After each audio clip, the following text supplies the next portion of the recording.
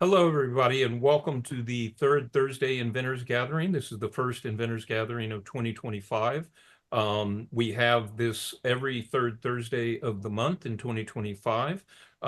Today we have Mr. Marc Jones talking about intellectual property, but I want to promote an important event which is happening in the next Inventors Gathering, which will be in February.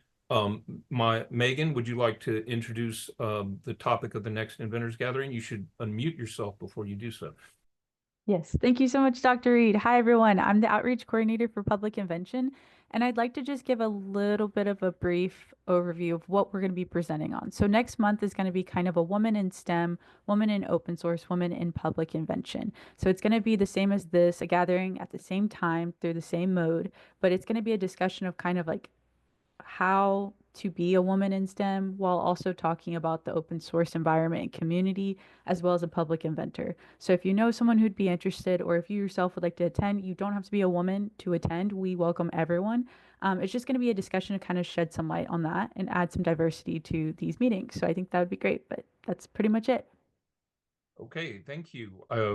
You guys might want to mark your calendars. There is an Eventbrite for it. It's for a monthly meeting, but we'll also be promoting it. But you might want to look for that. And if you sign up for this Eventbrite, it will be the same one. Let me now share my work.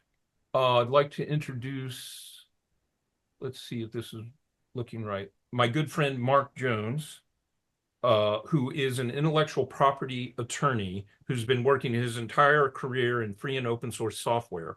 He's currently the director, associate general counsel of open innovation at Cisco. And he's been a friend of mine for 8 or 9 years. He's also a board member of Public Invention, although he is not the attorney for Public Invention and does not legally represent us. And he's been a recognized expert who's spoken at a large number of gatherings on free and open source software licensing. Take it away, Marc. Thanks, Rob.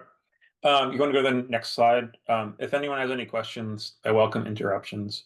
I just got a couple of slides to kind of go over the basics of intellectual property that are important distinctions when we're talking about free software licensing, becomes especially important too when you also consider the implications for open hardware licenses, which fit in a very weird space in the legal world. It makes a lot of lawyers uncomfortable.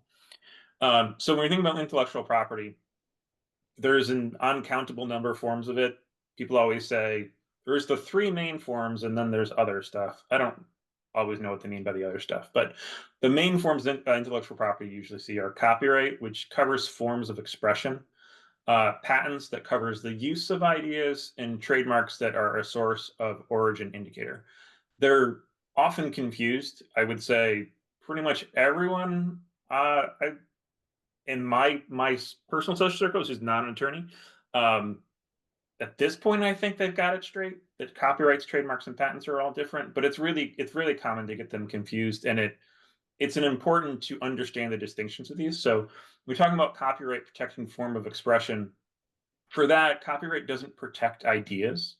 It protects the way you would express an idea, and it's literally a rights related to copying that form of expression. So the idea of like a purple dinosaur is not protected by copyright, but the image, the exact representation, the films of shows of Barney the dinosaur, like those are expressions where Barney is doing something and they've recorded on a film. Those are, but you can also go ahead and make another TV show about a purple dinosaur. You just can't copy the elements from those recordings. And it's on those copies too, right? So you don't get copyright just because you said something. It's got to be a recording associated with it. So a recording could be like the written word, right? A book or something like that. An email, there's copyright in that. Taking a picture, there's a recording of it. Patents are distinct and they cover use. So this is where you're talking about protecting something, like the idea of something. And this is important for copyrights because it's the opposite of what copyrights are in a lot of ways. Of like, patents are about how you do something. So it's literally protecting that idea and giving people the exclusive use over certain ideas. where they have the ability to charge a licensing fee to use the idea. And that's completely different than copyrights. Patents, it doesn't matter how it's expressed, it's that you're doing something. Trademarks are also really important too, and probably the thing that people in intellectual property are most familiar with. Then we have like brands. Like a trademark it's a source of origin indicator. So the idea behind these is that we associate the quality of work with certain people, certain artists, origins, brands, right? So if you buy a Nike product, you're buying that product in part because you've got faith in Nike's brand and reputation. So the purpose of trademarks is to protect that so that consumers aren't confused about where things are coming from. So it's really kind of a consumer protection kind of thing of, if you buy something from Nike, you should know that you're getting Nike quality. If you buy something from Adidas, you should know you're getting Adidas quality. If your Adidas shoes fall apart, you should be mad at Adidas, right? Adidas should own its reputation. Like it's got to be honest about who it is in the marketplace, and other people shouldn't be able to steal that identity and either, benefit from the fact that you have a good reputation, or to some extent kind of ruin your reputation by doing that. So they're very distinct things, and part of them being distinct too means you get different rights associated with these and for different lengths of time. So copyright lasts for someone's entire lifetime plus 75 years. Patents only last for 20 years. Trademarks last as long as you're using them. If you stop indicating that you're this kind of brand, if you're no longer advertising yourself as Nike, then you lose the trademark on it. You can't just say, I want a trademark. Like, it has to be actively being used. You also acquire these in different ways. And how you acquire them is actually one of the key features of why free and open source software works the way it does. So copyrights happen automatically. So as soon as you record an expression, you automatically get a copyright in it. There's no requirement that it's original. When you make a expression of something, you get and you record it, you get a copyright in that. And I could write, a 500-page novel. If Megan completely coincidentally writes the exact same series of words to come up with another 500-page novel, but didn't do any copywriting, we both have copyrights in our copy of it. And if someone were to copy my copy of it, they need my permission. But if someone wanted to copy Megan's copy of it, they don't need my permission. They only need Megan's, because it's about copying the actual work there. The fact that it happens automatically is a key part of how free software happens, because it allows you to very cheaply acquire them, right? There's no effort to get them. When you look at patents, those are incredibly expensive to acquire. Usually when you talk about an estimate of how much it would cost acquiring a patent, like, sure, the filing fee is like $275, but getting the patent should be somewhere around $75,000 to $150,000 to get a patent. Because there's a lot of paperwork involved in it, and they're heavily scrutinized. So they don't give patents out for anything. There's requirements about not just originality, but a sufficient level of inventiveness associated with these ideas. And you have to have demonstrated, in theory, a certain ability to have exercised it. You can't just have some abstract idea, but it's got to be a practical idea. Because what they're trying to do with patents is encourage people to invent practical things that are going to provide productivity in the world. So they want you to demonstrate that you can actually use this idea in a practical way. So they're scrutinized a lot more. And the fact that they're so related to use, and they're also universal, because it's, once you get a patent on an idea, that's your idea for the next 20 years. Someone else can't have a patent on the same idea. Even if they come up with the idea independently, it's the first person who gets the patent that owns it. It's a lot shorter in time too. So you really have to exercise that idea in those 20 years if you want to get your value out of it.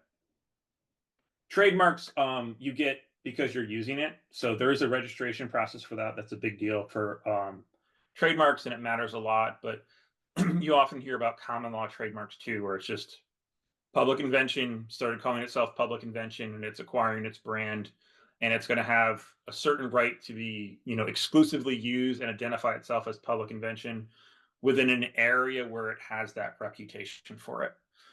So you don't get those automatically the way copyright just happens in an instant. but trademarks you acquire over time, and the longer you're using it, the better it is. It becomes stronger and stronger. At the same time, if you stop using it, you also lose it at the same time. So those are the basics of what intellectual property is. You want to go to the next slide, Rob? Yeah, I forgot to say, one of the reasons that I invited Mark here was because I spend some time with undergraduate students, senior undergraduate students. I'm a judge usually of the Rice 360 biomedical engineering design competition. And so I meet very intelligent biomedical engineers, and they know almost nothing about this material. And this is very relevant to public invention because we tend to make things which have code in them and are hardware devices and are used in particular ways.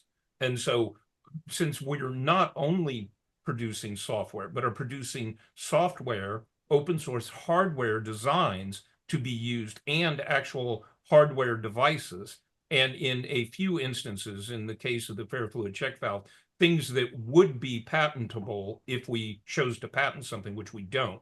All of this is very relevant to undergraduates who are building devices in the modern world. Of course, Public Invention's position is as a humanitarian engineering public charity, but I think this whole talk will be interesting to a large number of undergraduates. Thank you for letting me interrupt, Mark. Go ahead, please. No problem, Rob. When we're talking about free software, open source software, phosphorus, or whatever you want to call it, this was kind of a twist on intellectual property, because the idea behind intellectual property rights were the way lawyers think about it is we think about property in general as we call it a bundle of rights. Sometimes they'll talk about like you've got a bundle of rights, so you've got a stick in your hand, and each stick is a different kind of right associated with that. So when it comes to copyright, like you get an exclusive right to perform it or display it or to modify it. Those are all the different sticks that go into that bundle, and they're all about reserving the rights to the person who owns that intellectual property. With free and open source software, the idea, this happened in the mid 80s is really when this came around. And it was an extension of the fact that originally software wasn't covered by copyright. There wasn't really no intellectual property in it, other than like keeping it secret was the only way to have any kind of property in that. When they extended copyright to cover software, the community that was involved in writing and developing software, there was some resistance to that because they'd gotten used to the idea of like anytime they got a hold of software, they'd also get the source code for it, and then they could modify it if they wanted to. And there had developed a culture of sharing those kind of things. But when copyright was extended to it, you saw a lot of businesses trying to lock that down and hold the rights back so they got the exclusivity of it. You can't modify my software unless you pay me money, or you can't modify my software, but tell me what you would like changed about it, and I'll change it, and then I'll sell you a new copy. That was what businesses started doing. With free and open source software, the idea really was around, well, we automatically get the rights in these copyrights. What if we used our rights and copyrights instead to restrict what other people can do from it, but instead to promote the ability for other people to make modifications and share and learn from this? There's lots of definitions of what qualifies as free software or the open source definition. Personally, I think the 4 freedoms is probably the best and most rigorous way of looking at what qualifies as open source software. And it's usually how I talk to engineers around it, because it's really written with them in mind. So there's 4 freedoms that come with any kind of free software. It's the freedom to run the program for any purpose that you want, which is can be very controversial. And we've seen that come and go as kind of like culture changes or different topics come up. But the idea is that if you have a piece of computer software, you should be able to just use it. There shouldn't be any restrictions on that. You should be able to use it for your own purposes, right? That for me, there's a certain level of autonomy around that, right? Is that if you have a computer, you should be able to use that computer for what you want it for. If you're running a program, that program should do what you want it to do. It shouldn't be spying on you. It shouldn't be collecting information on you. It should be doing what you asked it to do, right? So there's a level of autonomy and control comes with that. And that means not putting restrictions on it, right? There's lots of things that I think are bad and people shouldn't do. But there's a lot of people who disagree with what I would call bad and you shouldn't do it. And that's actually quite reasonable in many cases, right? There's also lots of times that I'm wrong about things. And I make mistakes. And there's probably lots of times too, and I'm sure there's plenty in the people world who tell you times that I did things that were bad. And many of those times I thought I was doing the right thing. The freedom to run a program for anything is really about respecting people's individual autonomy to be able to make their own decisions and do around it. And it's not trying to subvert the legal system. I mean, there's plenty of ways that we punish people for doing bad things. It's just not really the purpose of a software license. The other thing that comes with that too is studying the program. So it's great if you can run a program for any purpose you want, but like this was also developed by computer scientists who are looking at it like, well, how does this program work? Like I want to be able to see the source code, right? So having access to the source code is an essential part of open source because you want to know how it works. You also want to be able to share it with other people, right? Because this is about protecting expression and how you share ideas. So you want to be able to redistribute your ideas to other people. If you get a copy of a piece of software, you can study it, you can see how it works, and then you can make your own software. Maybe that's a modification to that one, maybe it's something brand new, but you want to be able to share that out there as well. So this is going towards the idea of, instead of intellectual property restricting ideas and who has access to them, it's promoting them. And then the last one's the freedom to distribute modified versions of the program. And that's really goes to like, kind of redundant, I think, in some ways, the way I think about it of, yes, you can study it. Yes, you can redistribute, but not only can you redistribute what someone else made, the original author, but you can make modifications to what that original author did and then share your modified versions as well. So you're really building on things, right? Which works really well with copyright because the great thing about copyright is that for open source software is that it does happen in an instant. As soon as you make it, you automatically have a copyright in that.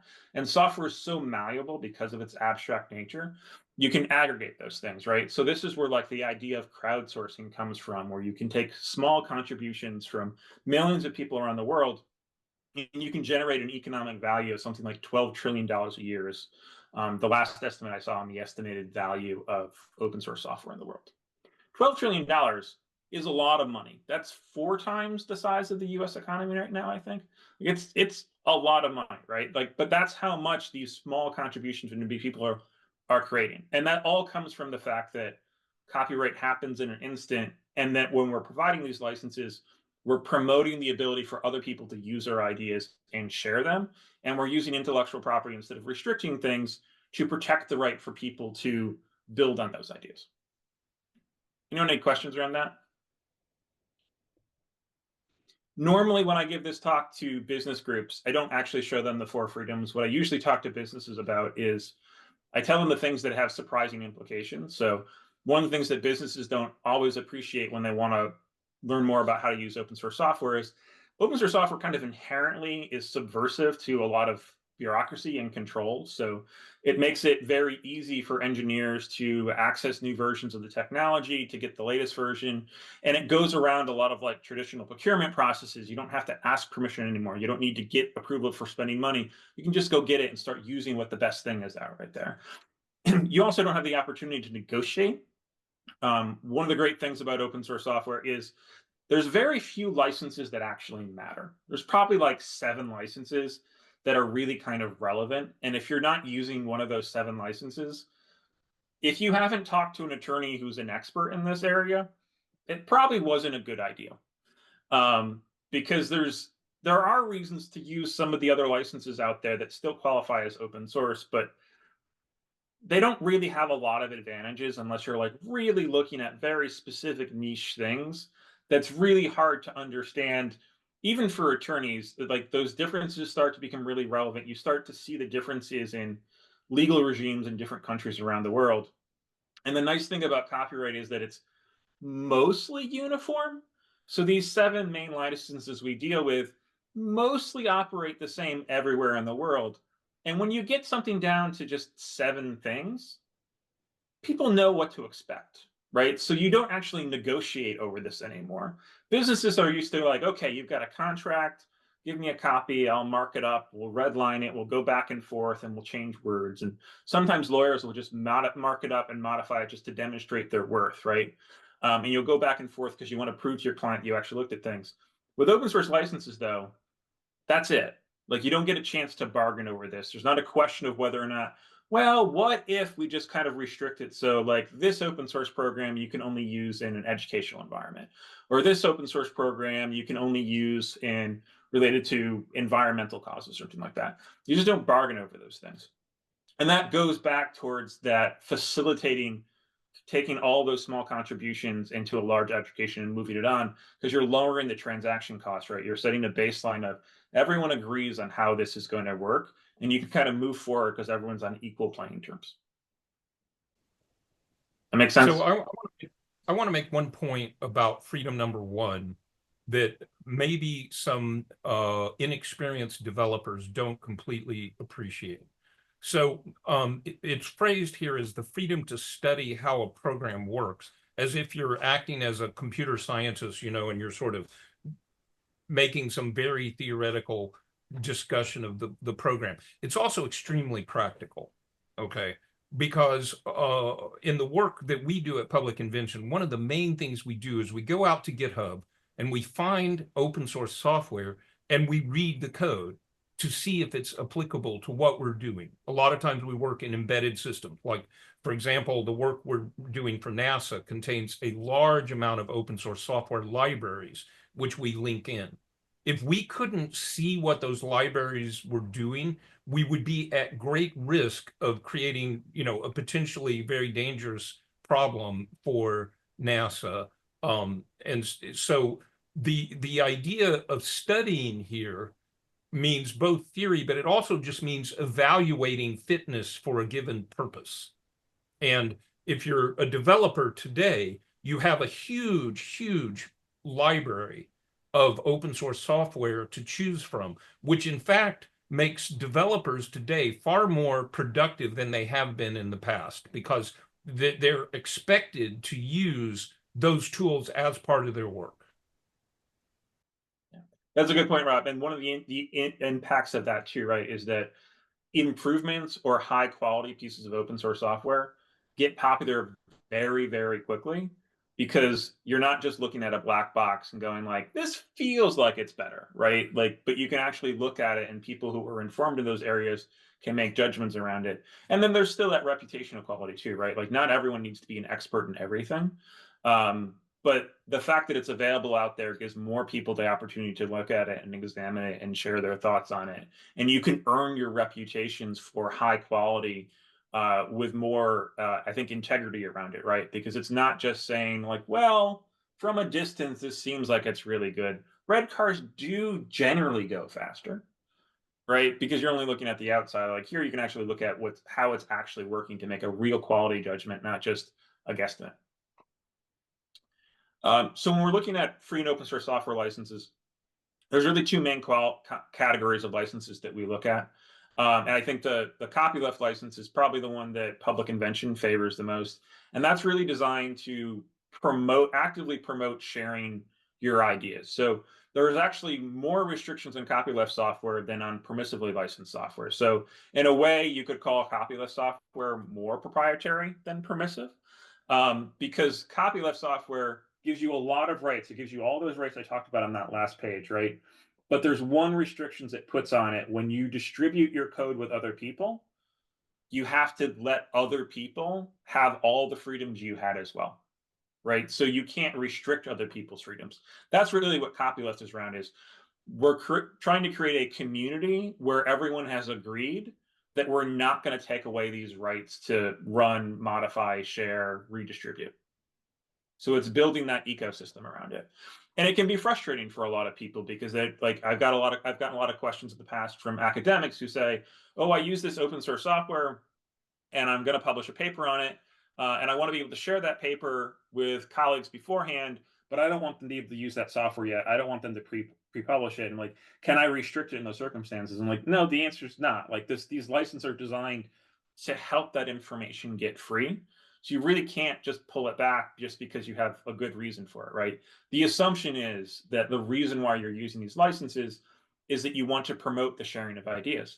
And if you're building your software off the software of other people who've chosen these copyleft licenses, that's really the price that they're asking you to pay, right? So sometimes I've heard from businesses saying like, we spent so much time building this business and now you're telling me I have to share the code. I'm like, Well, yeah, because you got this code for no cost, right? Like somebody else did that hard work of making these open source libraries. If they're not valuable, then don't use them. Just take them out of your business. Like if they're not really that valuable, just rip them out. It can't be that expensive if they're not actually a lot of value. On the other hand, if they're adding a lot of value to your business and you don't think that's practical, here's the price you're paying, right? This person didn't want to collect monetary fees from you. They weren't rent seeking from you.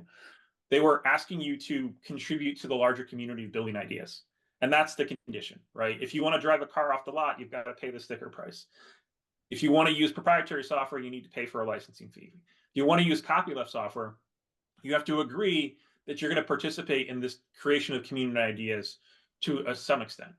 None of these licenses require you to start sharing your code or your modifications, but once you do, you've got to let these four freedoms travel with your modifications as well. Permissive licensing software, I think a lot of people think about as like more business friendly in a lot of ways, but it's actually more free because it doesn't have any restriction. It doesn't have that restriction of you have to pass your rights on. And that's often why businesses like it, because you can acquire permissively licensed open source software, use it for any purpose you want, including relicensing it in a fashion underneath proprietary licenses. So while there might be some restrictions, you have to acknowledge that you're using certain open source libraries, you don't have to pass those freedoms on, right? So it's kind of, when you're looking at it, is like, if you're interested in freedom, do you like the idea that there's so much freedom that people have the freedom to not share freedoms? Or if you're interested in the other freedom, do you like the idea that you have just enough freedom that people get to be free, but they also have to promote the freedom of others, right? Like which one's more free? I don't know, right? But you can see how people might have different values on like what's more free. Is it more free to not have to give other people freedom, or is it more free to be required to give other people freedom? If anyone has any questions about that, feel free to ask. I can wax philosophical about a bunch of these things. So you want to move to the next slide, right? I want to ask one question, and I know the answer, but just for people who may not know this, so you have to effectively use one of these licenses, you have to pick a license and actually put it on your software, right? Yeah, so that is actually a pretty big challenge when it comes to new programmers or people who are new to the community. So yeah, using these licenses, I don't know, lawyers aren't cool. We're a bunch of bureaucratic, stodgy old people who are doing paperwork. That's actually why I like my job, because I love that kind of stuff. Yeah, like yeah, there's paperwork here, right? But the problem is that by default, other people can't use your copyrighted material without your permission. Right. So if you want people to actually use it, it's not just saying, I'll just ignore copyright. You don't have the option, right? If you want people to be able to use your material, you have to tell them that you can use that material. And if you want people to use things that they're really going to value and invest in, they start getting interested of like, well, I mean, I really want to build like a big project off of this, right? I want to build, the most popular open source game in the world, or I want to build a business off of this, or I want to be able to, help a school run properly without paying a lot of fees for licensing costs. They don't want to jeopardize what they're building by using code that they don't have the permission to, and that someone might come along later and be like, well, I mean, I put it out there, but I never actually said you could use it. And now that I see what you're doing with it, I realize actually I should have asked you for a lot of money for it, right? Because the reality is, if you had asked for a bunch of money in the first place, they probably wouldn't have used your code, right? So they're just looking for clarity, right? So this is really about treating people fairly and having honesty and integrity in how you're communicating with other people. So you can ignore the formalities around here if you want, but you should appreciate the people who are really interested in making an investment in building something that they're going to be sharing with the community. Like they do pay attention to those formalities because they're trying to protect themselves. And if you want to participate in that, that's kind of table stakes, right? Like you need to agree to these rules. You can't just sit by the sidelines, see people doing things, playing by these rules, making cool stuff, and then decide later if you actually want to participate. If you want to participate, you've got to come to the table agreeing to the rules. And that means saying what your licensing terms are, right? So you need to adopt one of these licenses if you really want it to be open source. that what you're getting at, Rob? Yep. So these are just a list of the copyright licenses, the permissive licenses that you most commonly find. The GNU GPL is by far the most influential open source license in the world. It is not the most widely used, but it's probably used in around like 20 to 30% of the meaningful projects out there, including things like the Linux kernel, which is without a doubt the most influential piece of software that's ever been written. Probably one of the most influential pieces of intellectual property that's ever been created. It runs on everything, all of your phones. If you're using Android, it's on your TVs. It's in almost every electronic device you have in your house. It's everywhere. The Mozilla Public License comes from the organization that created Firefox. That has a certain niche to it and has been around for a long time. Very influential organization. They're actually really kind of part of what created open source, where they moved from free software to like this more business, making it more amenable to businesses and popularizing it with wider adoption.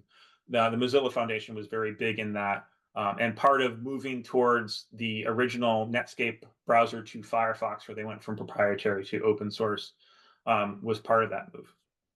The CERN Open Hardware License is also a copyleft license. We'll talk about that some more. That's not a software license, but it's still copyleft, and it's modeled after these software licenses, because these software licenses really did kind of set a template for what free culture means to the larger world. And you see that influence in other movements like open science and open data, Creative Commons, free culture. Like there's a lot of stuff that kind of came out of this, either directly or indirectly. And that last license there, CC by SA, that's the Creative Commons attribution share alike license, which is mostly designed for like creative works like novels or photos, or you can apply it to movies. There's a movie festival that only allows Creative Commons licensed stuff. The permissively licensed license down below, MIT, Apache, BSD, there are subtle differences between them. I have trivia facts about the differences between MIT and BSD that I like to pull out when I'm talking to lawyers who care about this kind of stuff. And they're like, oh, yeah.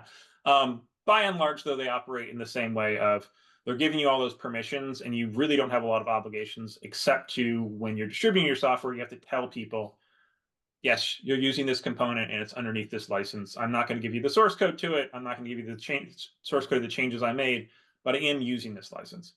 And those are the main licenses that you're really going to kind of see out in the world. Another lawyer or on another mood, I might have put one or two other licenses in there. But really, like, if you want to get down to the core, the GPL, MIT, and BSD are the most popular licenses. Apache matters a lot too. Like, these are the main licenses. If you're going outside of this, you should have a reason, a really specific reason that's unique to you. You want to go to the next slide, Rob? Yeah, so this is a perfect chance for me to segue into what we at Public Invention have done. We've created a GitHub repo, which you can copy and use as a template for your own repositories that includes the Public Invention License Guidelines. Okay, and these guidelines specify using specific licenses, as Mark just described, for different kinds of matter. Now, as I said before, in public invention, first of all, we often aim for scientific publications, peer-reviewed scientific publications, but we're often making software documentation, sometimes art, code, and hardware designs, and sometimes other kinds of intellectual property. And so we need to cover those with different material. So this is just our recommendation as a starting point for people who are working in, let's say, the open source humanitarian engineering hardware space, which is now quite large. There are probably 10,000 projects that would be considered in that space, although the maturity level of them is relatively low. But during the pandemic, this was a big thing. And so these are our choices. So you could disagree with this. For software, we use the GNU Affero GPL, which is, as far as I can tell, almost the same as the GPL except that it applies to server-based code. So it's a little stronger than the GPL. For web-delivered software, we also use the GNU Affero GPL. For hardware, as Mark said, we try to use copyleft or share-alike licenses that require sharing as much as possible. In the CERN license, that's called reciprocal. Okay, that is, you get something, you give something. It's reciprocity.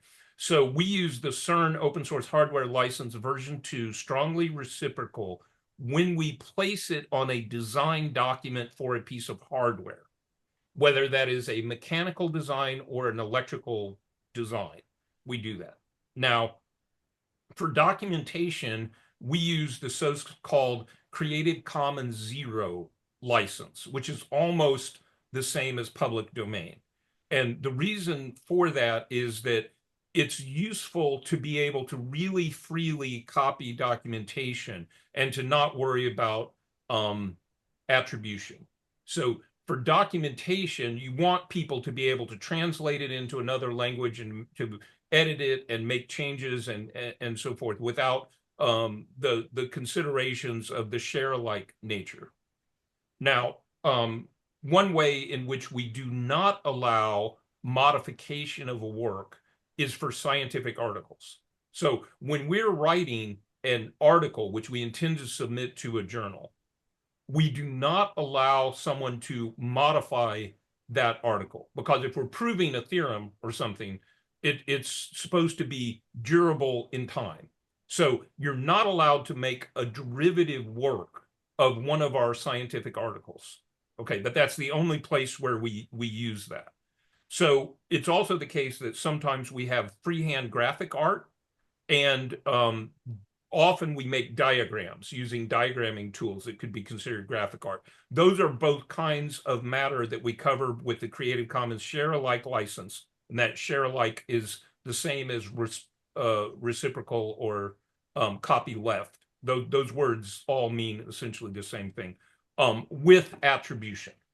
So if you're an artist like Lawrence is, and you draw something and we use it, the name Lawrence Kinchlow will always be on that work, but you're allowed to copy the work freely because it has that license on it. And Mark and I have attempted to create a new license for regulated medical devices. That's a work in progress. It's not really ready to be used yet. So in general, we use the CERN open source license. This is Rob, if you can go back to that slide.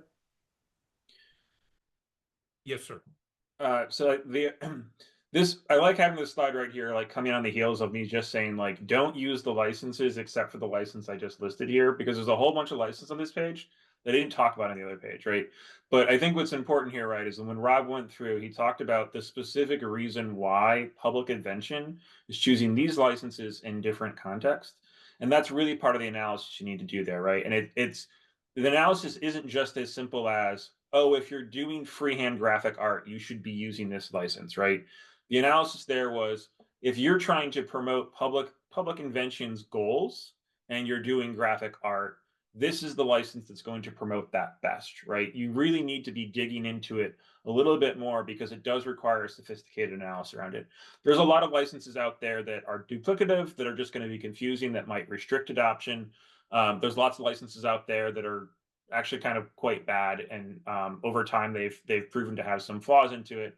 But there are a lot of other licenses out there, like some of the ones you're seeing on this list, that have very specific purposes, and there's a reason why people use it, and they become a strong adoption around it. So the licenses that Public Invention has adopted for each of those categories, I would say, is pretty mainstream when you're looking at the kinds of things that Public Invention is trying to do and the licenses that they're choosing for that. But it is an individualized analysis for kind of different parts in the context of Public Invention's work. Yeah, or anyone who, even if you're not working in Public Invention, anyone who's trying to make an open source project should make all of these decisions. And if you choose not to decide, you're still making a choice, right? You have to make the decision one way or another. So to make, whoops. I clicked on a license instead of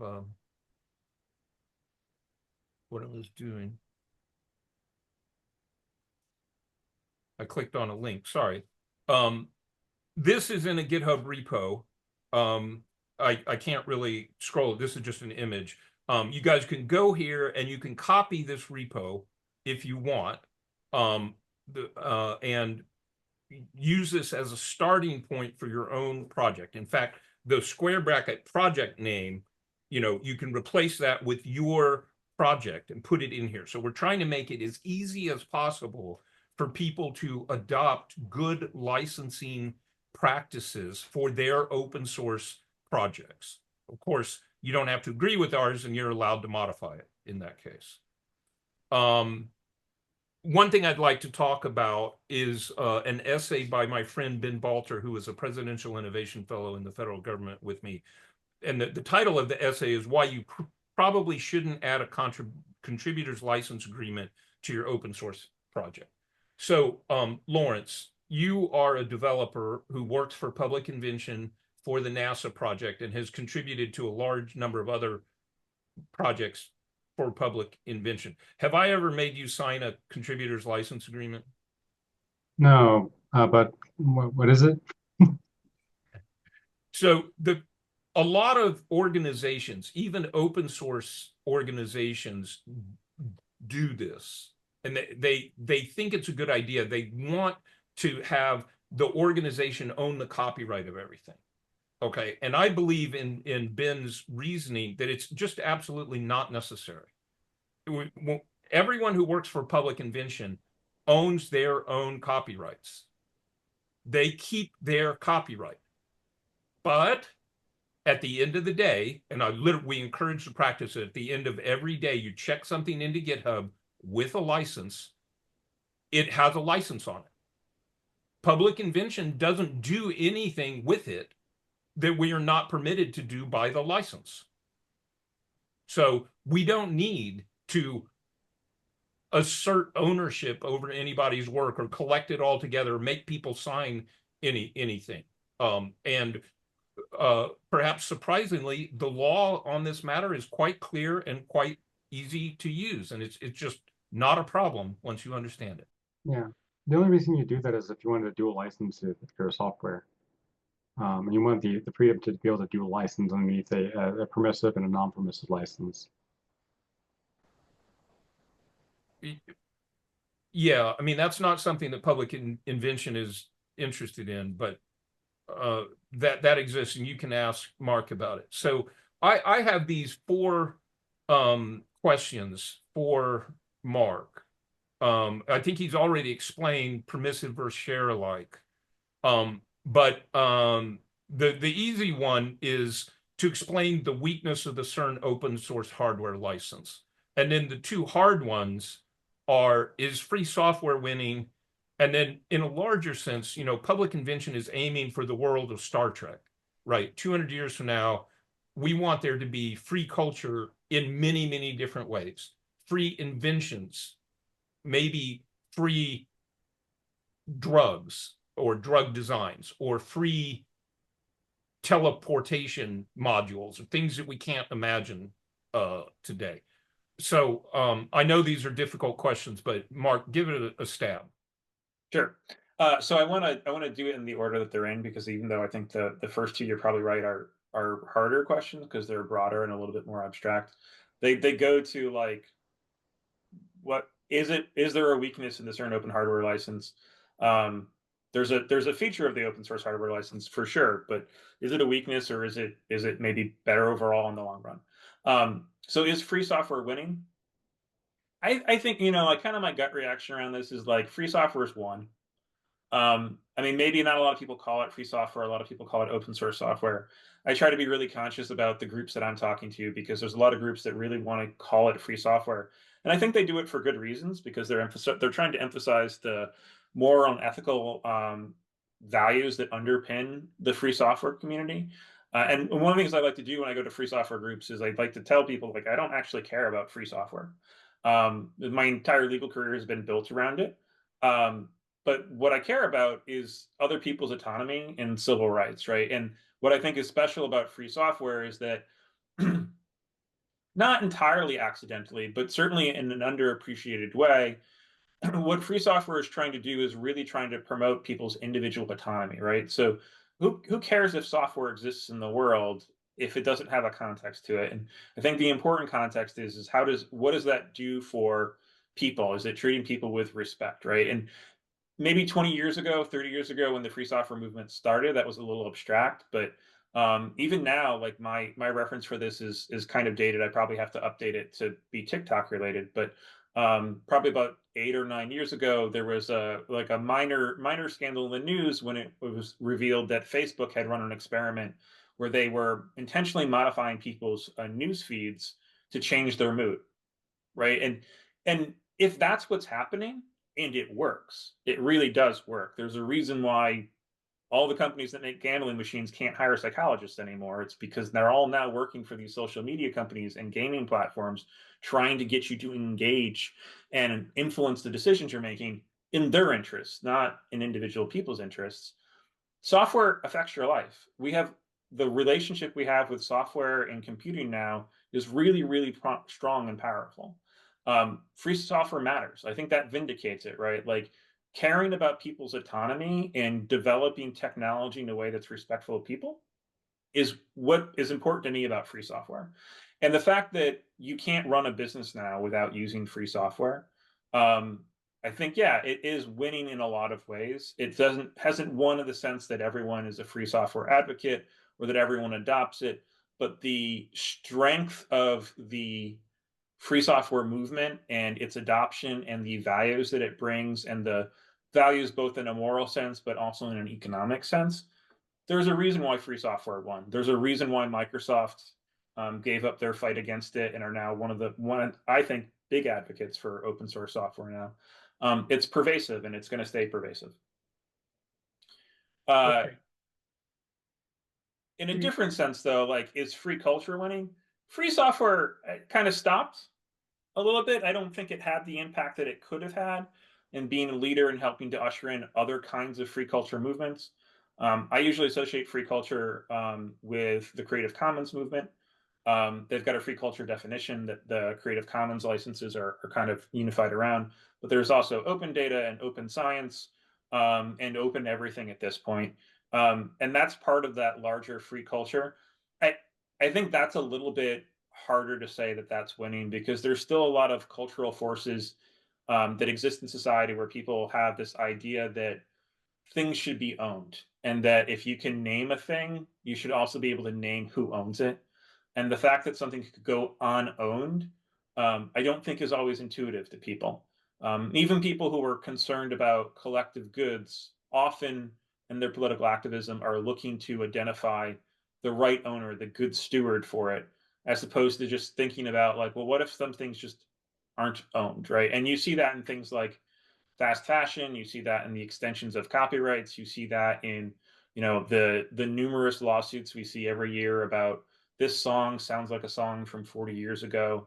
The idea that everything needs to be owned it's putting pressure against the idea that some things don't need to be owned, and it's okay to just share ideas and benefit from the relationship with other people, and that you don't need to get paid monetarily or be able to restrict what other people can do just because you thought of it first or differently or whatever. Like, doesn't the only way to get rewarded for that isn't through monetary compensation. Sometimes the reward is the fact that you shared it and that you're part of a thriving culture. I'm optimistic in the long run that free culture will win, because that's history. Culture has existed through history and we didn't have proprietary rights. But right now, I think we're probably still trending towards making more and more things proprietary, especially when you look at like everything turning into a subscription service. There's good reasons to have subscription services. It's good for consumers in a lot of ways. But I don't know if we need a subscription service for like coffee machines. Maybe we could just drink coffee. So, well, I can tell you one place where I think free culture is winning, and that is in the open access of scientific papers. It seems to me that more and more works are being published at open access journals, and more people are choosing to pay that. And although there's a great deal of inertia, I think 15 years from now, it will be very uncommon to find a scientific paper behind a paywall the way it is today. And as someone who purchases a lot of papers behind a paywall, it's really awful because a lot of times you pay $40 to read a paper, and then all you find out is that you didn't really want to read this paper anyway, but you couldn't browse it ahead of time. You had to pay the $40 to find out that they're not doing anything relevant to your work, you know. Yeah, there's pockets. There's also the I think underappreciated too is the right to repair movement, which I think is gaining steam in both Europe and the United States. You're seeing more advances around that. That's part of this too, right? Is the idea that once you buy a physical device, like it's yours, and you should be able to repair that. That shouldn't be denied to you, either legally or as a practical matter, because the know-how or the techniques or the parts are not available to you. So in a lot of ways, yeah, free culture is still there, and I think it's forming new identities. But I'm not sure if society has really gotten to the point where we're looking to reduce the number of things with ownership rights associated with it, so much as we're trying to identify. We're still learning that not everything needs to be owned in different contexts and what it means not to be owned in different contexts. So let me explain something related to the CERN open hardware license. So we use the CERN open hardware license on the design files for our hardware. But over the last 9 years since we created Public Invention, which is a US 501c3, and by the way, we need small donations. So if you like this talk, if you could give us $20, it would help us prove to the IRS that we're a publicly supported charity. A lot of people have asked, well, aren't you going to be upset if you invent something like the ventilator that we just got published, and then someone else builds it and makes $10 million and never gives you anything from it? And the short answer is no.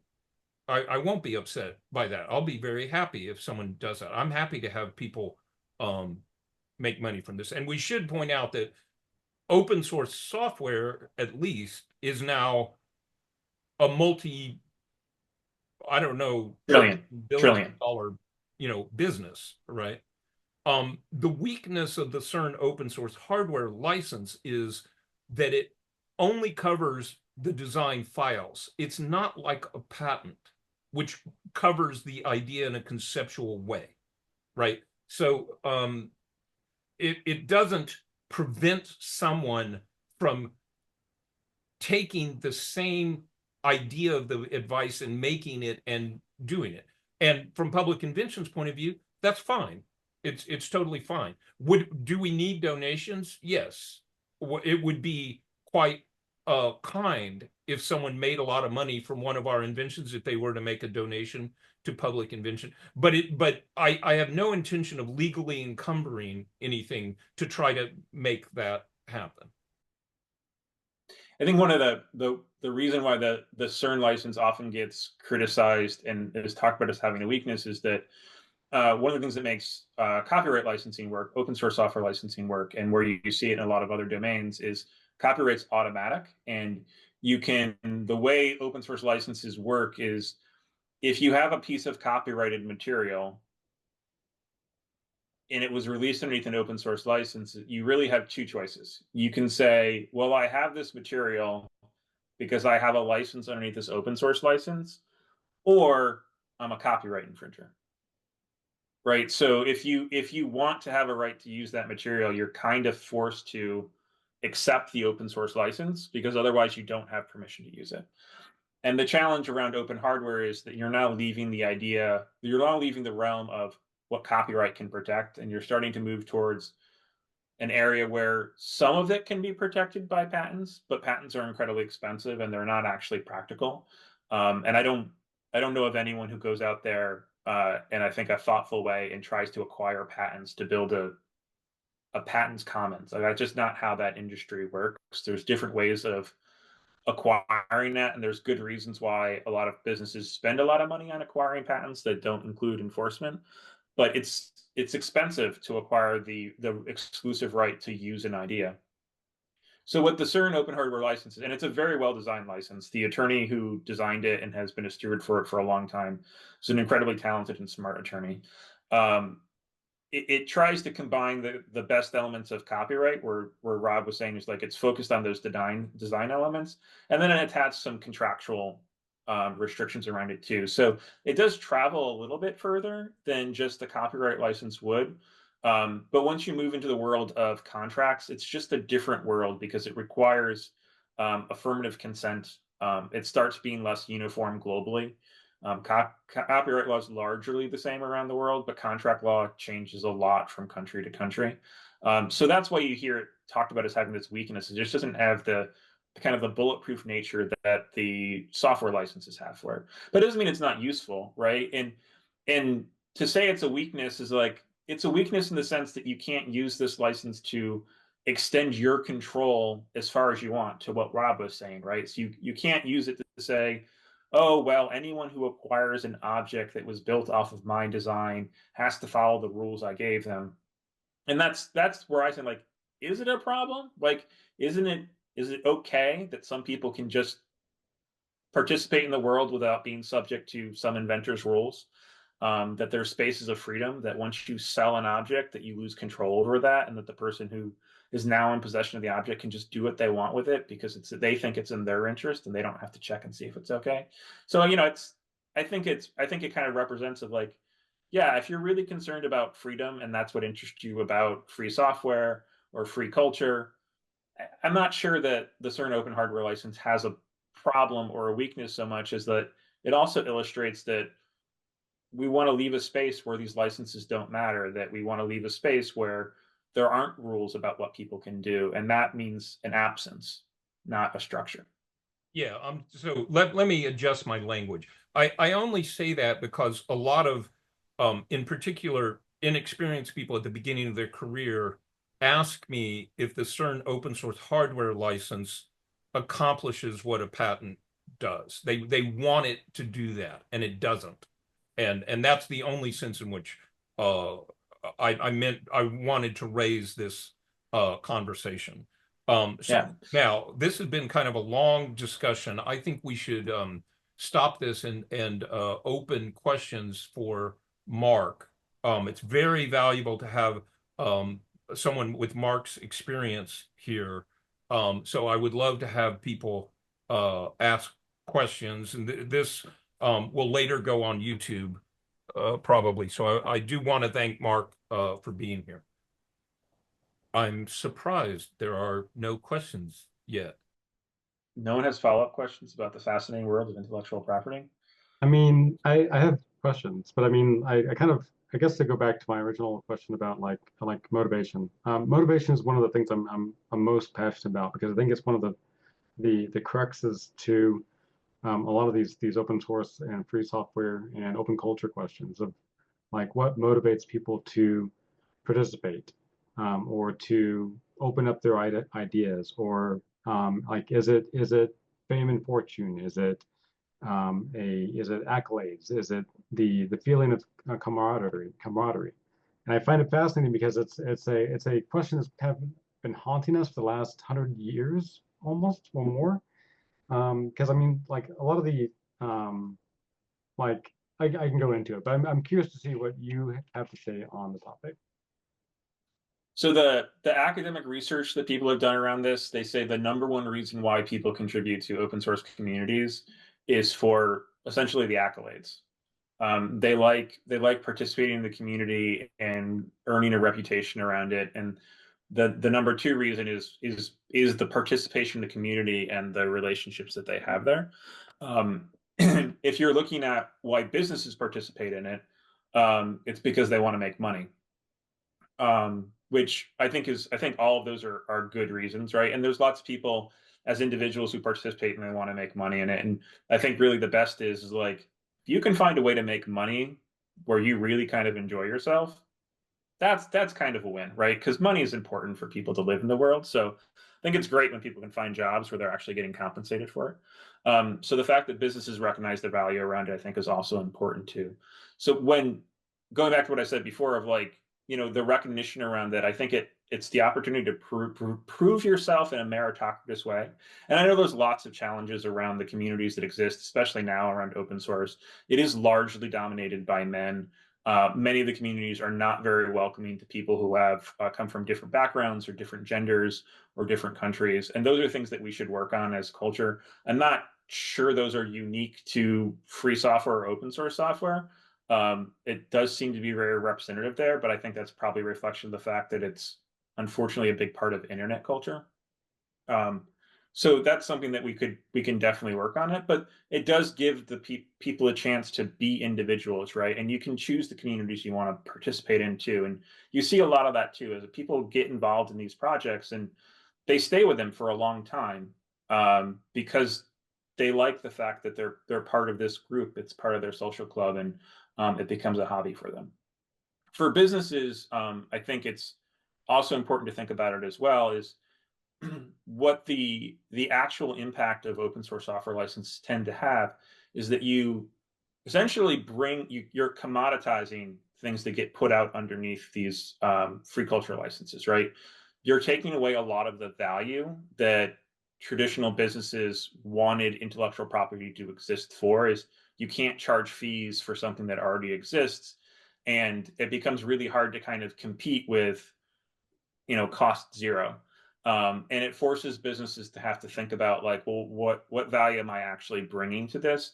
And a lot of times that's around like things that are common, things that are becoming more common, things that are part of the general pool of ideas. They're easy and they're cheap to access now, right? They become more accessible. It becomes less special. You can't charge for those things anymore. There's nothing about a free software license that says you can't charge for it, right? You just can't require a charge for it. Like you can charge for copies of it, but no one's going to pay it because they don't have to, right? Like it's just so easy to avoid that. But where you can make money in this space, right, is by building on them, right? Using your expertise to move it forward, using your expertise to teach people how to use this to your advantage. And one of the challenges that businesses often make, or mistakes I think businesses often make, is a lot of businesses adopt these free culture licenses as a way to get a lot of attraction and build a movement and a following around them and build a fan base. And it works, right? Like people really they love this stuff. It's a great way to get adoption if you want to get attention, is to put it on these licenses.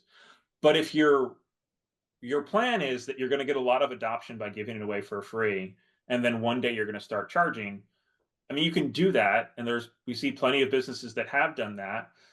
Some of them manage to do it successfully. A lot of them don't though, right? Because when you do that, basically what you're saying to that community is, well, I tricked you into using this for free, and now I want to cash out. And my hope is that I've made you dependent upon enough on this that I now have leverage that I can extract money from you, whether you want to pay that or not, right?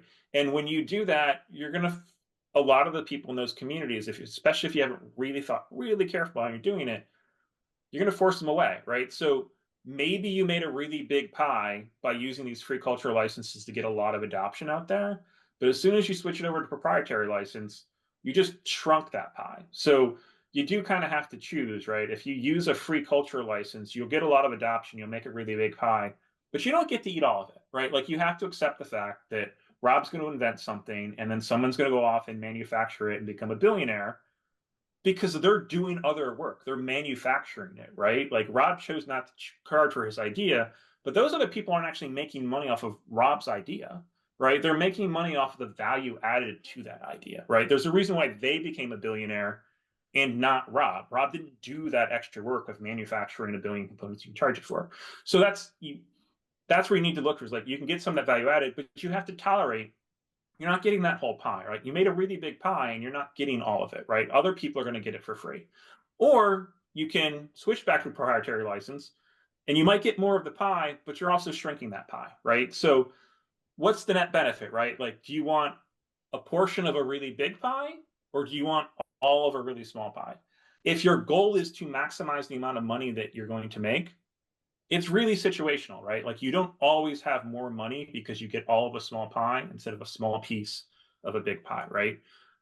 If your goal is not to maximize the amount of money in your pocket, if your goal is to maximize the amount of impact you're having, and then a big pie is pretty much always better, right? So Yeah, I think the downsides of open source licensing is that there isn't a mechanism for like reinforcing value up the chain and down the chain based on the realized actual impact that it has. So for example, if I spend 20 years building this open source license software package and then somebody goes and like uses it, there's no way for economically for that to impact me directly. It's only by using it or by adding something that somebody else finds value to that that there is an economic engine in place.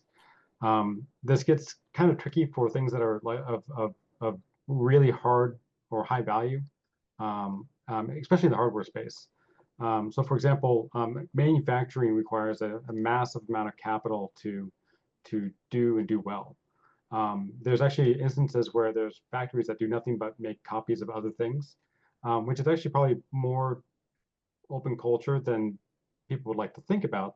But they're also called like knockoffs or cheap knockoffs or things like that because they've basically just taken the idea and they've iterated on it. They may be and in some cases they actually make better products than the original product that was actually out there. So like I think from a manufacturing standpoint, it's challenging to create a license and a culture where the ideas are freely shared. And the great example is actually the 3D printer movement, which has recently had some of its biggest stars in the open source side close their 3D printers. And it's really interesting to see like what their perceived motivations were, and whether or not their arguments hold water, or whether or not the market conditions that they're afraid of are real or not. Yeah, I mean, it's a challenge, right? So like if you're uncomfortable with the idea that other people are going to be making money that you feel is built off of value that you added, using free cultural licenses is going to be really uncomfortable because it's easy for other people to make money off of value that you're putting out there for free, right? That's literally the entire point, is that you're spreading value to other people that's enhancing their ability to do other things, right? And part of that is the ability for them to make an economic profit or make a living off of it. I don't think that's necessarily a bad thing. Like I think we should all be participating in helping, making sure that people have an opportunity to have, gainful employment and be able to take care of themselves. But if you're uncomfortable with seeing that happen, like, yeah, it could be a little stressful. It is also a challenge too when we live in a culture where we're so used to having to buy everything, that you might not be able to sell something, right? Of like, it's your idea, I should be able to charge for it. I'm like, well, I mean, actually not. Like, if it's your idea to have pizza tonight, like you don't get to charge all of your friends who decide that they agree with you, they want pizza tonight. I'm like, okay, then my pizza's for free. And I'm like, no, like it's not that special of idea to think that you wanted pizza, right? Like you just had to say it first, right? So you don't get to own every idea. And you can't always monetize that, right? Like you can't always monetize the first thought. You really need to look for like, what value are you going to bring to the world that people want to pay you for? And one of the impacts of these free cultural licenses, including open hardware stuff, and your example around the factories that just churn out things, right? Like putting aside the issue around disposable culture, is we're commoditizing these things. We're making them more accessible to more people, right? Like the cost of acquisition is going down. Well, you're not going to make a lot of money of things that are very, very cheap to acquire, that people are not paying a lot of money for, unless you're really doing it at scale, right? But then you need to invest in doing it at scale, right? Which actually tends to perpetuate the costs going down. You have to think about what value can you add that people are willing to compensate for you for, right?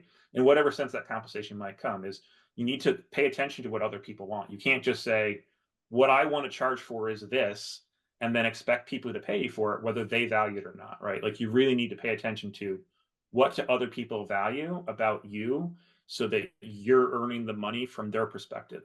And it's not about making sure you get paid for all the value you're bringing, right? Like when I pay for something, the reason I pay for it is that it is cheaper than how much I value it at, right? If it was more expensive than how much I valued it at, probably wouldn't buy it. If it was just as expensive how much I valued it at, I'd probably look for something that's a little bit cheaper, right? Like I value my TV more than the price I paid for it, right? The manufacturer sold it to me because it was less expensive than what he sold it at, right? You're looking for that price in between of like the cost of manufacture and the value of the reception, right? So that's what you need to look at is like how do you provide value to the world that's valued more than what it cost you to produce, but you're never going to be able to charge the full value for it because that doesn't become a benefit to that person anymore. It's a break-even prospect for them. So I do have to jump in here and say something that I think is really important. The world is changing in ways that we may not recognize, especially if you haven't lived long enough. Okay, the world is becoming far more generous than it used to be. And even Mark here has said, you know, your community may be driven away if you change this. Okay, that means your community is not making a purely rational decision, right? In terms of money versus income. In a world which we lived in as a human society for a long time, where, you know, every calorie was advantageous to your survival, it was difficult to make such a decision. Okay, but we don't live in a world like that anymore.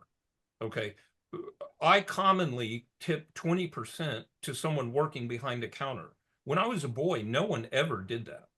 You would tip a waiter who came to your table and carried stuff to you, but you would never tip a barista who was working. You know, that was considered their job, right? Likewise, I pay probably a few dollars too much for genuine Arduino components.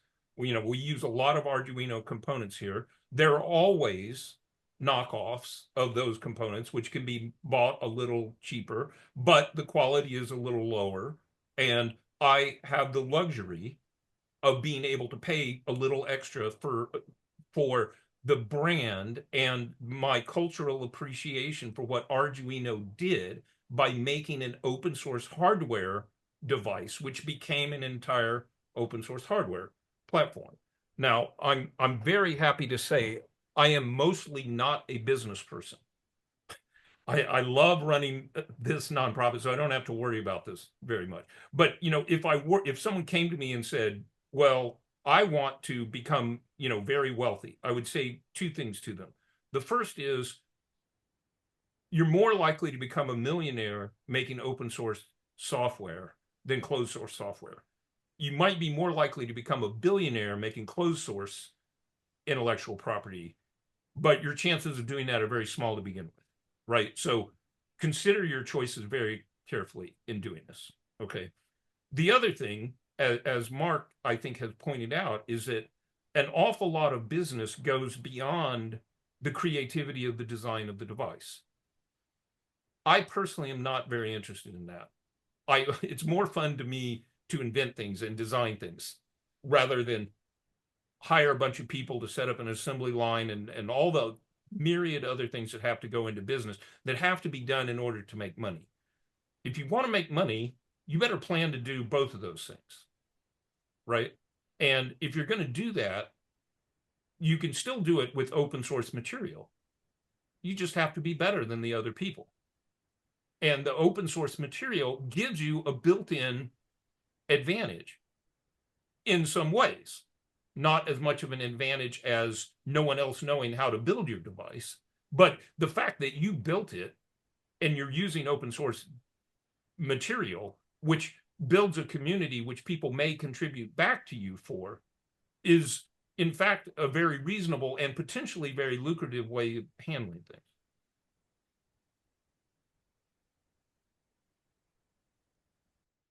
Yeah, I agree with all this. I think the main thing is that like you have to really like think at right angles, because the traditional way of doing business don't work exactly the same. Like my favorite example, I guess, is like or the ones I'm most hot Well, thinking about. that's probably true. I wonder if anyone else has a question though. Sure. Okay, Melanie has a question. Thank you. I have statement.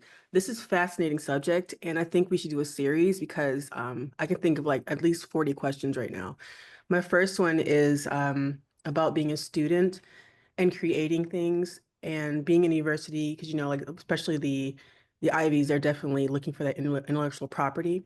Like, how do you protect that? How does it work with open source? How do you protect your inventions? Or let's say I wanted to create something that is open source, um, do they own that? Do I own it? Does the world own it? Those are questions I have about.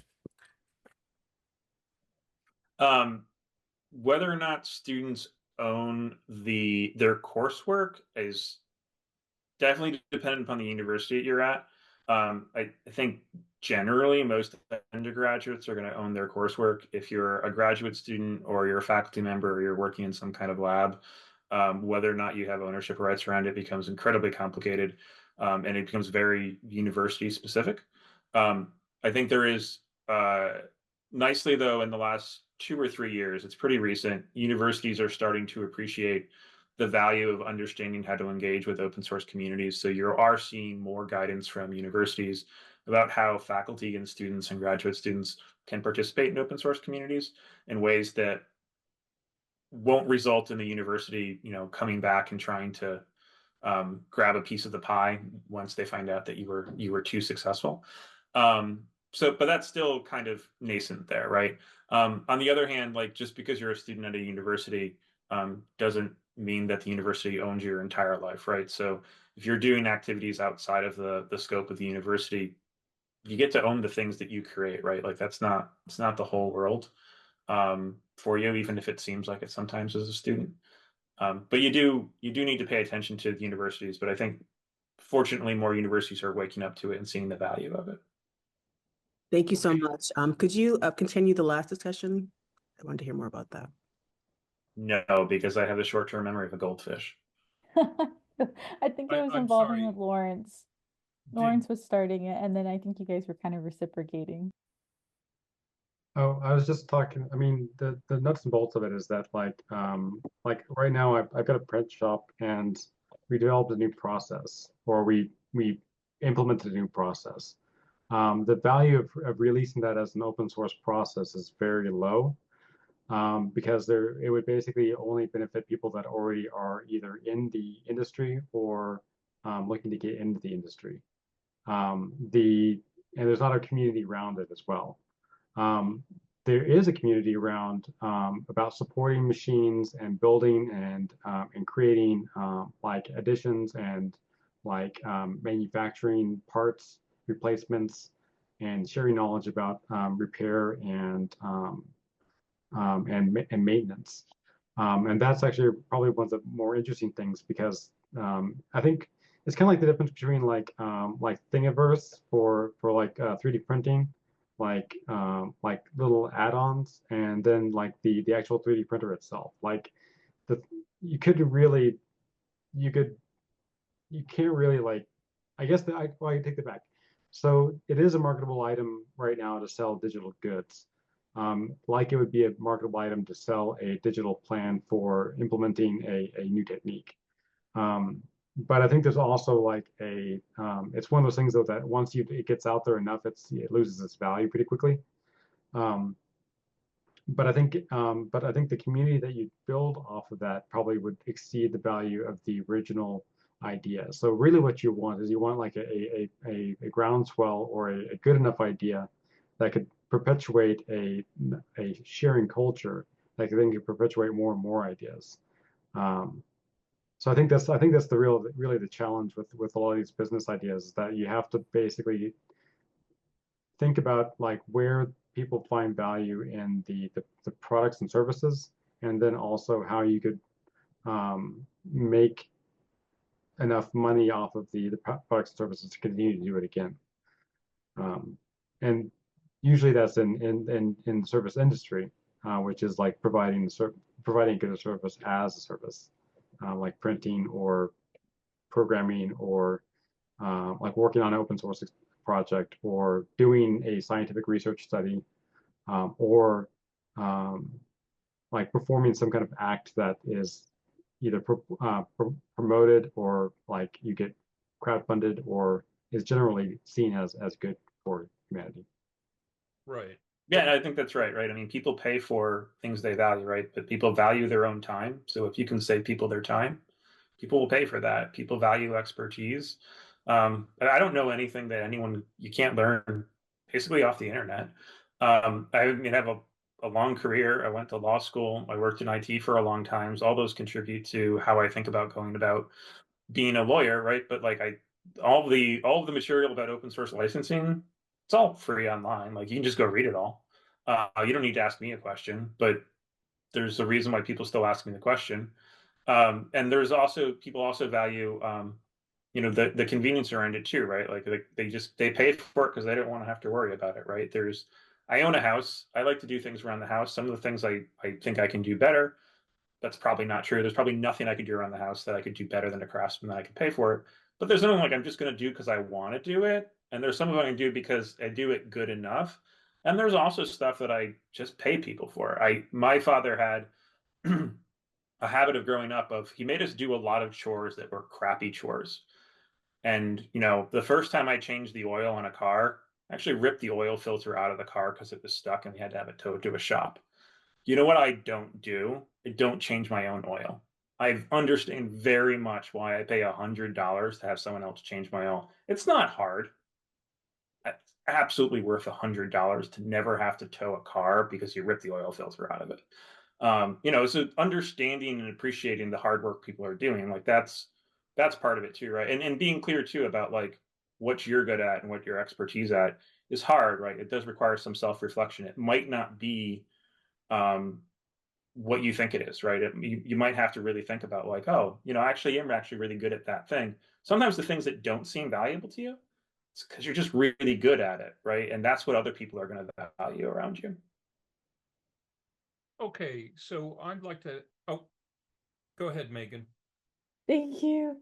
Sorry, I had a quick follow-up to that because I really did, that resonated a lot with thoughts I've had recently. So I guess my real question would be, what do you think people can do better, one, to isolate what they're great at, right? And then two, I want to go back to the fact that you brought up there aren't a lot of diversity in open source communities and how you think that minority groups can bridge that. Oh, well, so the first one of like, how do you figure out what you're good at? I think generally the things you like to do, you're generally better at. So if you pay attention to what you're doing in your life and even in your job, even if you hate your job, you pay attention to the parts of it you're like, you actually kind of like. It might not be your boss, it might not be your workstation, it might not be your primary task, but it could be an ancillary task, or it could be, a certain kind of problem solving. I was pretty good at IT, and I did that for a long time because it was easy for me to make money at it. But I didn't actually like it. They really actually kind of hated that I was an IT person. But there were certain parts of it that I really liked, and I didn't really realize that until I went to law school and I noticed like, oh, what I like about law school is actually the things that I liked about IT. I'm just leaving behind that other stuff. But you can really think about like, what do you actually like about this? Or think about a task you don't like doing and try to like, is there something about it you do like despite all the other pain? Because that might be where you want to look for. You're probably pretty good at it because you probably invest in that. You pay attention to more about it. Plus, people like to be good at things. Bridging the gap for diversity, I have no idea. Uh, I have been very fortunate to have grown up in an upper middle class family with multiple generations of college educated people behind me. I'm a white male. I'm a lawyer. I have so many privileges in society. I live in the United States. I've had the opportunities to travel around the world. Like there's a lot of things that make it easy for me, for my social status. It doesn't mean that I don't deserve the things that I have. I worked very hard to get the job that I have. I worked very hard to get the skills that I have. And I think I'm entitled to a lot of things I have, but I didn't have all the same challenges that someone who might be a minority or a woman coming to these things. I would say though, the way I try to approach it is I try to make sure that I'm respecting other people all the time, and trying to give other people grace. So sometimes people are crappy to me for good reasons. Sometimes, a lot of times it's not for good reasons, but I try to move on from that. You can't always do that. You don't want to just let everything go, but trying to focus on treating other people with respect and valuing them as ends in themselves, I think, are really important, and will get you a long way. And it doesn't feel like a big cost to me for do that.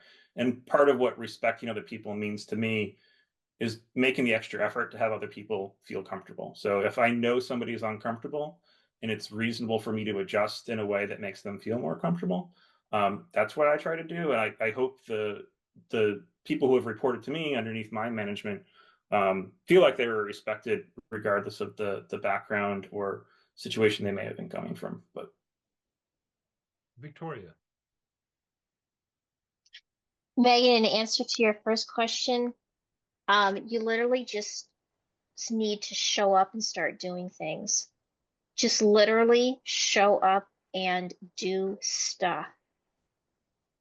I had no idea what a Google Doc was or what anything open source was, never heard the term before March 2020, and here I am. No clue.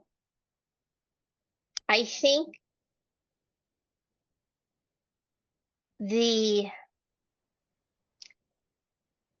one of the downfalls of the, I don't want to say the job market, but the work culture in this country is, back in the day, you could show up as a 17 or 18-year-old kid at a job and you would learn how to do the job, and you could, move up in the company, or you could, there was a lot of opportunity for movement, and that freedom of movement and the ease it is in this country to build a business are, two things that have, made us an economic superpower. And today there's a lot more constraints on that. And in the open source world, it's so niche and so small. Guess what we need? We need a lot of people to just do work that they know how to do or they want to do. And that automatically allows you a lot of freedom of movement, because we need someone to write this document. Will you please write this document? Stuff like that. That's just an observation from my end. To the second thing, I hear this a lot about increasing diversity in the additive manufacturing in the open source space. And I always come back with this take, which I think can be very controversial, but I think is true. The idea of open source and sharing freely knowledge, I believe, is a luxury that exists because of the economic comfort that exists in the United States and the West. People outside of this country and, certain parts of Asia and Europe, but even within certain parts of Europe, live in unbelievable poverty. And the focus of their day-to-day existence is survival. And how can they get enough money to get through? So I see open source almost as a balancing point, or I hate to say a gift because that sounds bad, but almost as a due that comes from the West to other parts of the country, where here is this information that we have worked on, and you can take it and make something from it. I'm not ashamed to call it a gift. I mean, I view it as my life's purpose to give back, to give as much as I can to all of the people around me. Yeah. And I believe there's an assumption, perhaps falsely, but it's a valid thought that happens a lot outside this country, is that you cannot make any money with your open source IP. In order for you to make money and build a business and retain control over your IP, it needs to be closed sourced. To that end, Andrew Lamb has spoke several times of working with very skilled additive manufacturers in Africa who have designed XYZ, and they have closed sourced their products. so that they can build a business. And there's nothing wrong with that. I think that there's a middle ground in this conversation in a lot of ways. It's where, you know, open source and open source culture can come in and get the ball rolling in certain aspects, but not the entire project has to be open source for us to consider this exchange of knowledge to be a success. If Fab Lab comes in with open source 3D printers and open source documentation and all these open source tools, and someone takes this information and makes a closed source business, have we failed in open source world? No. We have facilitated the exchange of information. Unless they violate our licenses. Unless they violate a license, which brings me to a good point, because there are situations that exist where open source collaborative projects are started, and I'm talking more about hardware, and that knowledge goes through something really weird where that knowledge is taken by a member of the project, usually someone that goes dark, and then makes a closed source commercial product from that knowledge while the existing project remains open. There's a very gray area there that is taken advantage of while something is in creation mode. It's hard to put baffles around that, but it does happen. It's unfortunate, and it's just one of those things that happens. Well, you're right. I mean, it's not actually a gray area under U.S. law, and what Public Invention does is adopt policies that make it as clear as it can be. But nonetheless, it does happen quite often, and I've seen it happen, and it's rather distressing.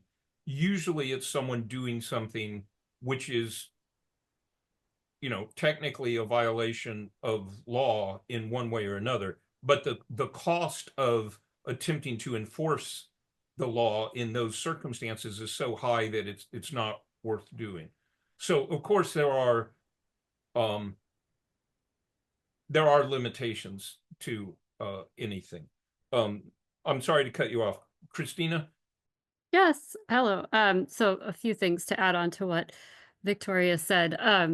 You know, it's something that I hadn't really thought about a lot before outside of like individual projects, but it does take a lot of resources to be able to develop these projects. So if you think about, you know, just the work OSMS has done in the last 5 years, how many grants it took and donations, and to be in the position to pay people to spend their time to develop these things, that is definitely not something that a lot of folks in other parts of the world would have. So I'm really glad that that was brought up. And Victoria, your point really resonates with me, because this is something we have to do a regular review of. Like, how many of these projects do we have to pull from the library because what they used to have freely shareable, they've since commercialized, and nobody, you know, it's not like anybody reached out to us and said, take this down, but we take it down when we find out that happens, even if we had the files and whatnot. So I think that is often part of the process. You know, something may have been open source at one point, and then the group decides, you know, it's no longer open source and we don't want to, you know, we just take it out of the library at that point. Oh, Rob, go ahead. But not at Public Invention, because no, yes, not at Public Invention. Sorry, this is specific to OSMS. Well, so the operative thing here is once it's released under an open source license and someone makes a copy of it, it can't be retracted. And so part of the problem here is addressed by what Mark has been talking about, that people, you know, understandably, they were trying to save lives during the pandemic, but they didn't have good license knowledge and they didn't have good license discipline. We've run into a lot of that as well. Yes. Oh, yes. Back over to you. Sorry, yes, Rob, we have run into a lot of that as well. So my original hand raised question, or kind of more of an additional talking point for Mark is that, you know, in the scope of law, software is relatively new. What kind of changes have you seen in this area, in this landscape within recent years? And what are some big ones that you see forthcoming? Like, have there been any major changes to IP and software within the last 10 years, 20 years? Or is there something coming down or coming in the near future that you know of? There's significant legal cases that happen all the time. I mean, from like major changes, I think the one major change that I mentioned earlier, right, is it took a little while, but a lot of other communities, open access that Rob mentioned, free culture, open data, probably open data is one of the earlier ones, noticed what was happening with free software, and the idea of free culture is spreading around I think is a significant change. You see these changes in lots of things too, right? I mean, the way the trade policies that the United States adopts has a big impact on fast fashion and, you know, whether or not things should be owned or not, and that actually has an impact on intellectual property generally. I do think a significant change that is yet to come is that as more free culture products, components are integrated into businesses and how businesses run, they're going to become part of more legal battles, just because they're incidental. And when two businesses are fighting over a contract dispute, like they're going to try and win. Like they generally think that they're vindicated, and you will find more free culture items and free culture licenses popping up in those disputes, and we'll get some litigation around it. And there will be probably a shift from, I think, for the last 20 or 30 years, where there's a relatively small community of legal professionals who understood how these licenses worked, and there was a lot of agreements. I don't talk a lot about the open source definition when I give presentations, because there's a lot of community lore around it, and like it means something really specific, but it can be hard to get that from just reading the text. That we're going to see more scrutiny on these things, right? Which I think is both good in that we're seeing the ideas influence more things, like states adopting rights to repair laws. But it also has the challenge too, right? Of like, there's more people there and there's more ideas that are coming in. And there's more people challenging what it means to be open, and there's different views about what values are actually there. So I think it's just going to become more prominent in many different ways. I don't know if that answers your question. It does. Thank you. And I imagine it's the kind of thing there, probably cases that pop up all the time with how quickly the sector moves. So thank you. Okay, Mark has been very kind, staying so late with us for 2 hours. I shudder to think what it would cost us to pay him for his time here. So I'd like to wrap this up. I'd like to have the last word. It's to some extent counter to what we've been saying, because public invention is all about ideas and making those ideas work. But one of our main principles is that ideas are cheap. You want an idea? I got 100 of them. I literally have 100 of them in a spreadsheet. You can have them. Ideas are cheap. It's the work to make an idea functional that takes a lot of energy. And then however much times that, 5, 10, 50 times that, to make it into a product to make money with is also very difficult. But I personally, in public invention, is very comfortable just creating things and giving them away completely. And that's fine. We're trying to share. At that level, we're as inclusive as we can be. In the sense that everyone is the same in that they all get to use it. But we're not necessarily as diverse and as inclusive as we could be. Megan, would you like to come off mic and once again invite people to next month's Inventors Gathering, which addresses this point a little bit? Yes, so as we said at the beginning of this meeting, we are hosting another gathering next month because we do this on the third Thursday of every month. And next month's topic is along those lines. of being a woman in STEM, a woman in open source, as well as a female public inventor.